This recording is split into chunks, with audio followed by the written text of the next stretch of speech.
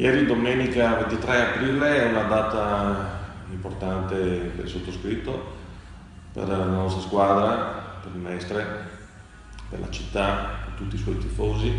Dopo tanti anni il Mestre torna tra i professionisti. Giornata storica per il club arancionero. Dopo la delusione con la Triestina, il Mestre non si è lasciato scappare il match point, guadagnandosi la promozione in Lega Pro con una goleada d'autore sul campo veronese del Vigasio, a pochi mesi dal ritorno al Baracca con un 4-1 finale. Affronteremo quindi con serenità, con l'impegno di sempre, anche il prossimo appuntamento, con il prossimo campionato.